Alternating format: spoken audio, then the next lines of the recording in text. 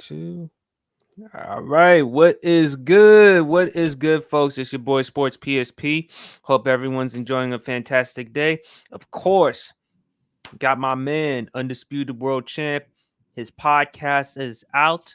New episode will be out Thursday, 9 p.m. specific, right, champ? Yeah, Eastern Standard Time. Yeah. Eastern Standard Time. We're going to talk about the Super Bowl. We're going to talk about a lot of other things on this show on Thursday. And then, of course, the Sports PSP podcast Friday night, 9 p.m. Eastern Standard Time on YouTube. But the reason why I brought you in, champ, is because my Washington Commanders, they made some news. Uh, Around Friday, I think Thursday or Friday, they hired Dan Quinn, the former defensive coordinator of the Dallas Cowboys. And then on Sunday, they hired Cliff Kingsbury, former offensive coordinator of the USC Trojans, former NFL coach of the Arizona Cardinals. This is interesting to me, champ. Now, I'll speak about the Dan Quinn hire in a little bit. It's an okay hire.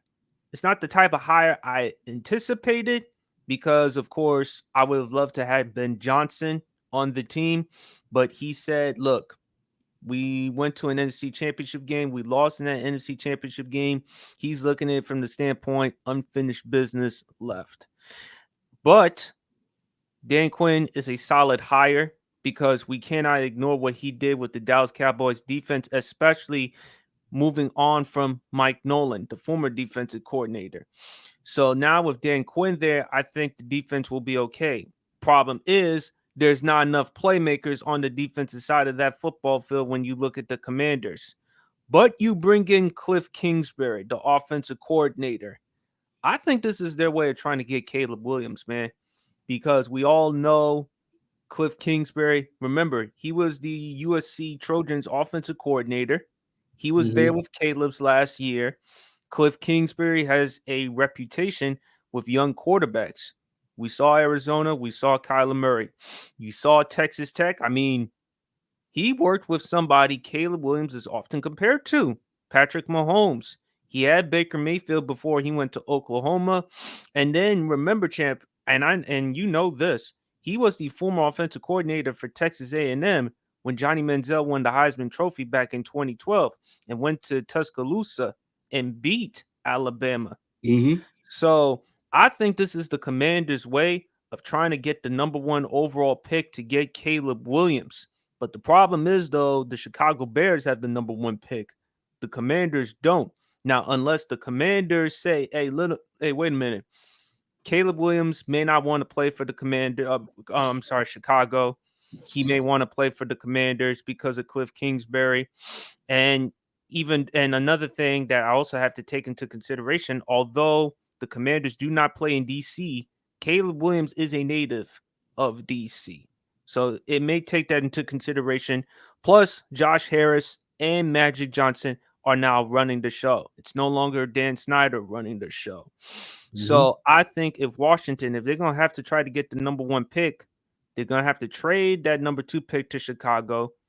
You did mention to me they're going to have to trade a wide receiver, and I believe they're going to have to trade Terry McLaurin. And even though I would hate that, but at the same time, this is a really loaded wide receiver draft. So, hey, Washington could do something. But what are your thoughts about the Commanders' moves? Uh, it was not the huge hiring that I was hoping for. You know, I mean, regardless of what people may think, the Washington Commanders are very, very historic franchise in this league. Won 3 Super Bowls with the great Joe Gibbs in the '80s, and basically the last 20 years have been, just a dead end for the entire organization. Now, rumor has it that Ben Johnson drove the price up because he wasn't very excited, working with that organization. So it was a lot of rumors swirling around about why Ben Johnson did not. As far as Dan Quinn, look, it was not the best hire to me. Like I said, his time as a head coach was, yes, my Atlanta Falcons went to a Super Bowl with him, but that was more of a testament to that offense rather than that defense. Right. And when you are a defensive coach, you expect to have good defense. And after that, And after that year that we went to the Super Bowl, basically a lot of defensive players, with the exception of, I will say, uh, about exception of Grady Jarrett, just to name a few, really, really fell off. Robert Alford got hurt. A lot of guys just started going downhill, So it was a real big, cluster when it came to that defensive side of the ball. And people blame Matt Ryan for it, but you had to rely so heavily on the offense to score 30 or more points because we knew the defense wasn't going to produce anything. And that's where I believe that he's going to have to come up with some defensive playmakers. Now, you already have two cornerstones there with Daron Payne and Jonathan Allen. Like we discussed, though, I don't think Jonathan Allen is going to be there next year. They might throw him in with the trade with the Chicago Bears, which would be good considering Montez Sweat is already there, and you'll have another good defensive tackle there to go along with him. He made the Pro Bowl this year.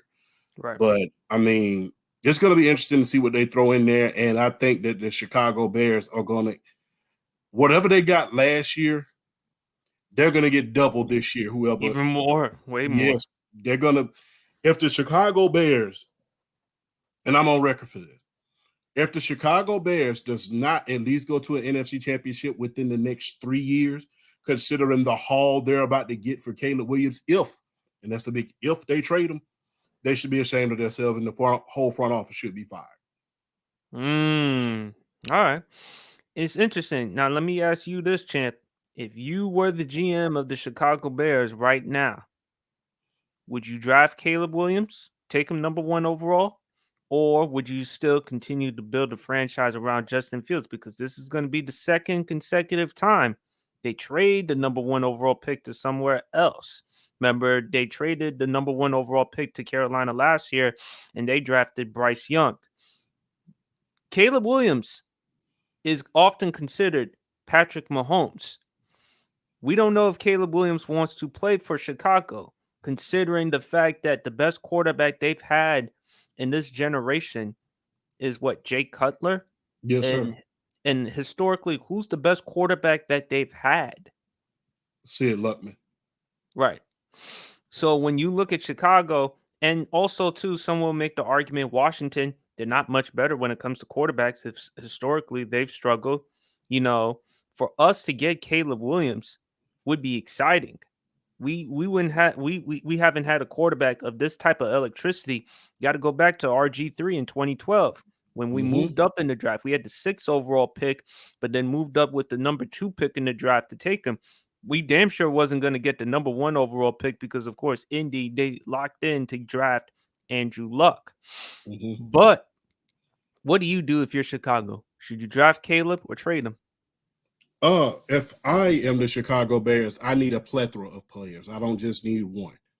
So I'm keeping Justin Fields, and if the Washington Commanders or anyone would like to trade for it, I'm looking at their entire roster to see what type of train robbery that I can pick up.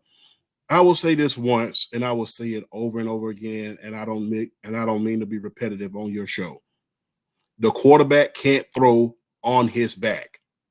So people need to consider that when they bringing in a quarterback like Caleb Williams, although he's going to be in the air raid system if he gets traded. But if I'm the Chicago Bears, I'm trading that number 1 overall pick. I'm going to ask for a number 1, a number 2, and depending on who is on your roster, I'm going to ask for 1 or 2 players.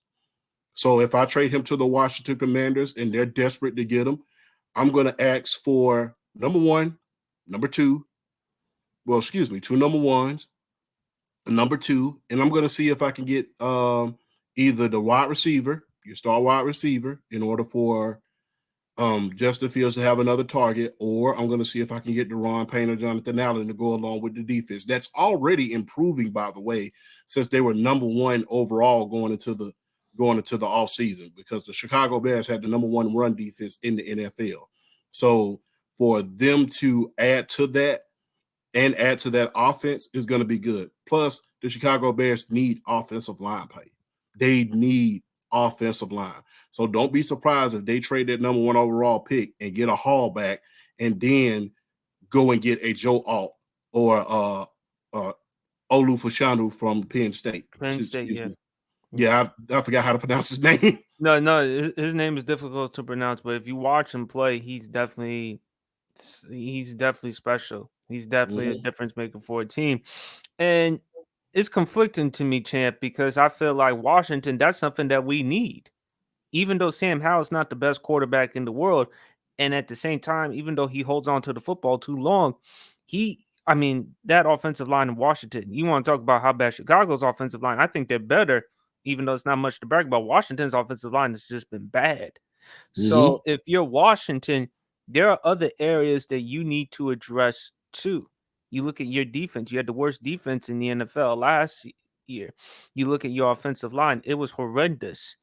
Um, but with Cliff Kingsbury, considering the fact that he's from the air raid offense and Caleb Williams ran the air raid offense, I think Washington, they're going to trade him.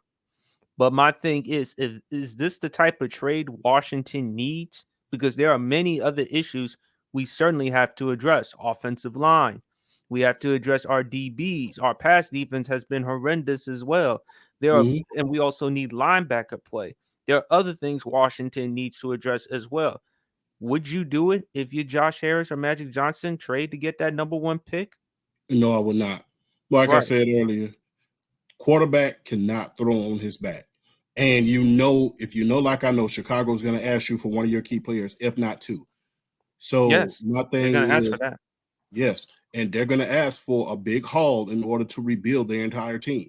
That's why I said earlier, if they trade the number one overall pick and somebody gets Caleb Williams outside of Chicago, and they don't win a Super Bowl if they don't at least go to an NFC championship within the next 3 years, someone should be fired because you're not drafted right and you're not using your cap space right.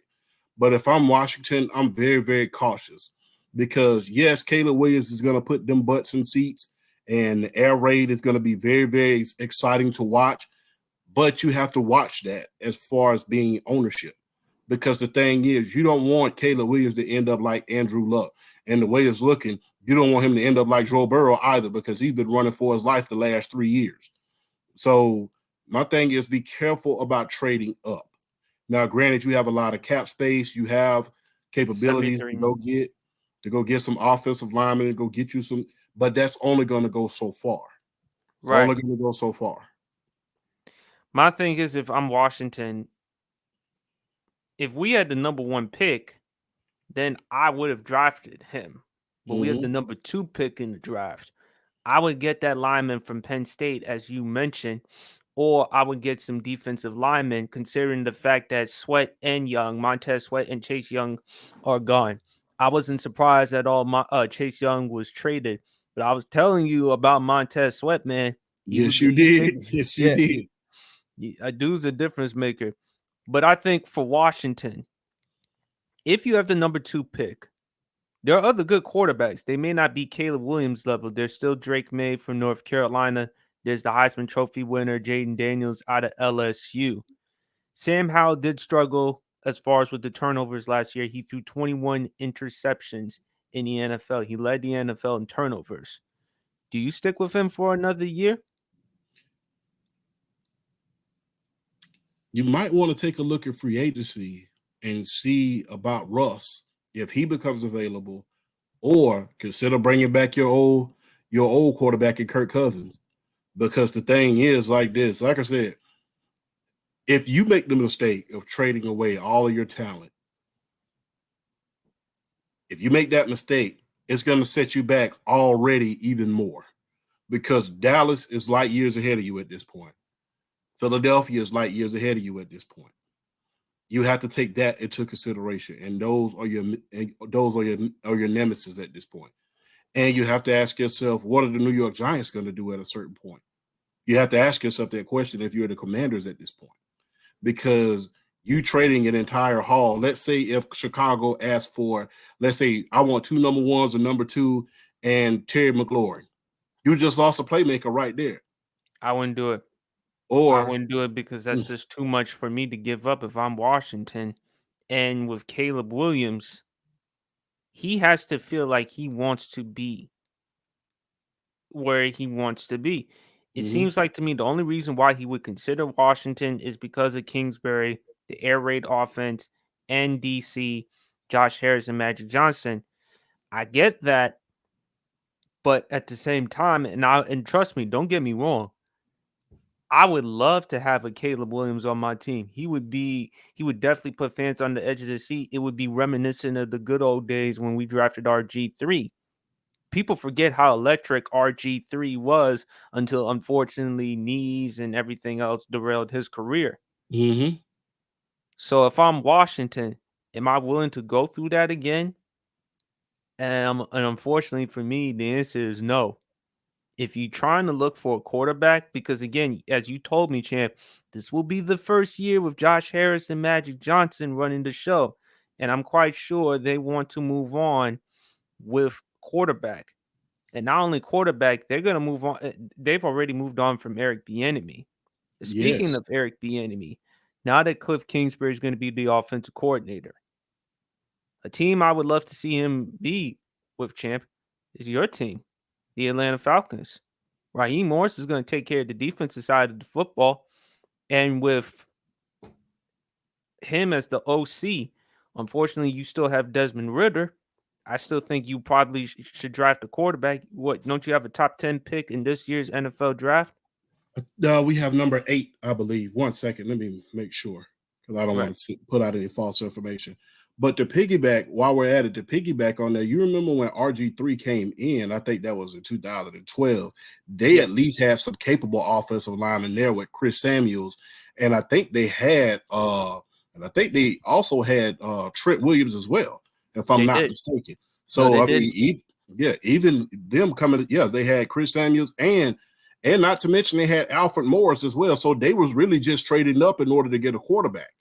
Right. And So Alfred Morris, I think he was on the top 2, top 3 rushers in the NFL that season. mhm. We also had Santana Moss still there on the team. So we had some nice solid players around RG3, but ever since that injury he took, remember before that playoff game against Seattle, the one against Baltimore, the Haloti Nada hit, you could Mhm. just tell from that point he was never the same. And RG3 was a slim dude. With Caleb Williams there, no offense, not that much offensive lineman. And if we're going to talk about how long Sam Howell holds onto the football, Caleb Williams, if you watch him at USC, he holds onto the football an awful lot. And when you look at the weapons, now Washington, I believe they have better weapons compared to what RG3 had his first year.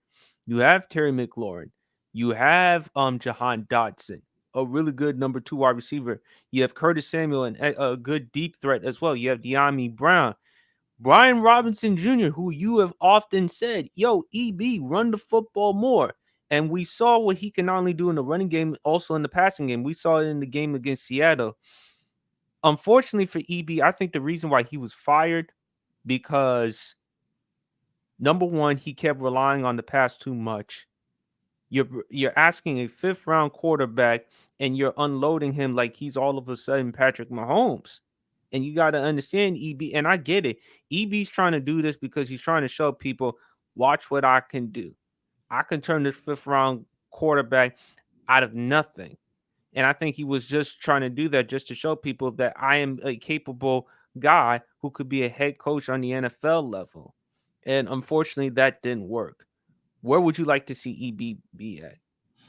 Either with the Atlanta Falcons or the Raiders. Mm.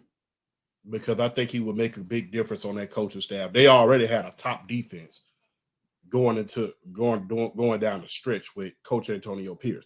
Can you imagine, if you draft the right quarterback? Him and EB. Oh my god. Yes, with those weapons that they have, you have Josh Jacobs, you have Hunter Renfro, you have Devontae. Devontae Adams, you have plus that offensive line wasn't bad. You just need a trigger man, Right. down the stretch they was top 10 in defense going down the stretch. So it's not too much of a stretch for you to say, hey, let's get Eric Bieniemy in, which in my humble opinion, he shouldn't have had to leave Kansas City in order to prove that he Yeah. was a great coach. Because if you look at Shane Steichen and those guys, 1-year wonders as offensive coordinator. They went to a Super Bowl. They already have head coaching jobs right now. So Right, but unfortunately, unlike Matt Nagy, Doug Peterson, they use that with Eric Bieniemy. If I regret he should have never left KC. He should have stayed in KC. mm-hmm. Despite how the fact that Kansas City's offense has been struggling, still it's not much better in Washington. Mm-mm. So I think this is going to be interesting, but I do think they're going to try to get Caleb Williams because Yeah. the fact that you bring in Cliff Kingsbury, the air raid offense, don't tell me you weren't trying to get Caleb Williams. But is it really worth it if you're Washington? Yes, I would love to get a generational talent like Caleb, but at the same time, he doesn't have much to work with. And I don't see Washington competing for 5, 8 years. Dallas is not going anywhere. Now, I do believe Dallas, they will take a step back Mm-hmm. because defensively, without Dan Quinn, who are you going to ask as your defensive coordinator? And when you look at Philadelphia, I believe they will win the division because I think Jalen Hurts will do a better job taking care of the football. Although there are questions about Kellen Moore as the offensive coordinator of the team. You did lose Jason Kelsey. You definitely going to have to find somebody in the draft or in free agency. Washington, I see them finishing still last place in that division, unfortunately. I'll say this. You have to be on the lookout for sleeper teams. And if they play it right, they can be that team. But if you're gonna trade away all your draft stock just to put it in your quarterback, you're gonna die a lot more than you're gonna live.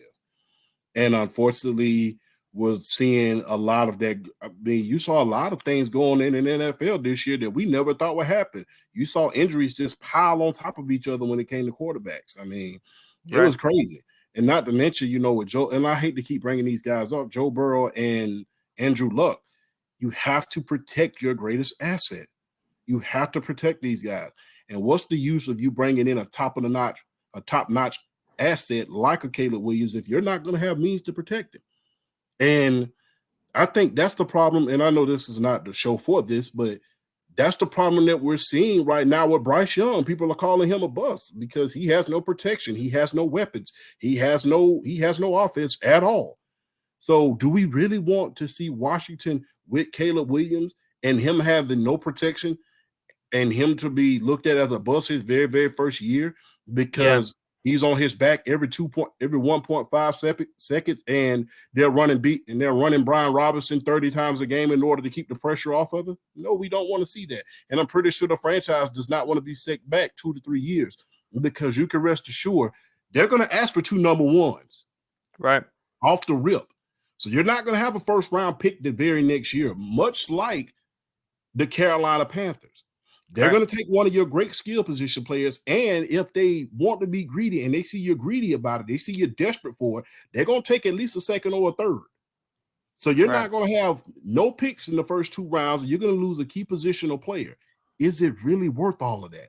And my answer is no, because I feel like with Caleb, and furthermore, if Washington fails to utilize them, it's just going to feed to the narrative. Washington still to this day, they haven't done a great job cultivating quarterbacks. And on top of that, where did Caleb Williams go to school? USC. USC. And we all know the history of quarterbacks that haven't panned out well coming out of USC. So he's going to fit in that category as well.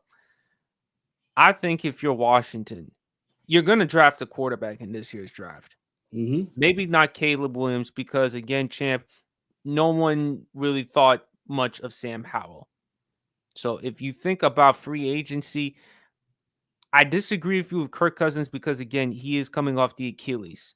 So Mm-hmm. I am concerned about that. I need the quarterback who can come in right away. Remember, I dealt with Alex Smith on that horrible leg injury. Mm-hmm. So Kirk Cousins coming off that Achilles injury, I don't know. I wouldn't mind Jaden Daniels.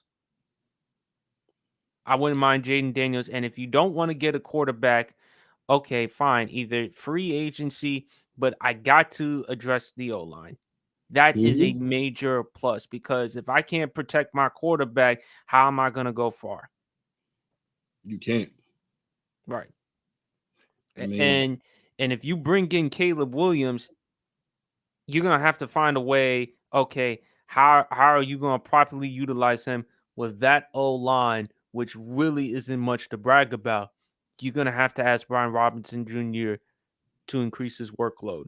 That's what you're gonna mhm. have to do because you can't ask Caleb Williams to throw the ball 30, 40 times behind that offensive line. Yes, he's a better athlete than Sam Howell, but Mhm. dual threat quarterbacks, mobile quarterbacks, do run into a lot of sacks. Yeah, and We they know get hurt a plenty of lot. them. Yeah, They get hurt a lot. My thing is this: you have 75 million in cap space that you can use. Go out there and try to get you the best offensive line you can. I have to look up who's all on the market, but you need to get an offensive line, whether you draft one or not. You need to get a left tackle or a guard. You need to go get that with the quickness. And not to mention, you need to go and make sure that you get somebody on the defensive side of the ball that's a playmaker. So they can have something to work with as far as defense is concerned. Excuse me. Right now, the only thing that Dan Quinn have is Deron Payne and Jonathan Allen. And like I said, I'm not so sure Jonathan Allen is going to be there next year because he said he was sick and tired of the bull jive and he wanted to go to a place where he can win. He's been dealing with this for 7 I told years. you that. Yes, you did. Yeah, I t- And yeah. Go ahead, man. I'm and sorry, not man. only that, you have to think about this as well. If your ownership, this is your very, very first year, you have to set precedent the very first year Absolutely. because this franchise has not had a legitimate CEO since Jack Ken Cook. They have not had that. Dan Snyder, for lack of a better term, not to put any bad information on anybody's name, but that's not the ideal CEO you want on your team. Not just because of the product that he put on the field, but because of the coaches that he went through. I mean, firing Marty Schottenheimer in order to bring in Steve Spurrier. Tish. Team so bad that you have to go out and bring back the great Joe Gibbs. Yeah. I mean, not only that, losing an all pro like a LeVar Arrington.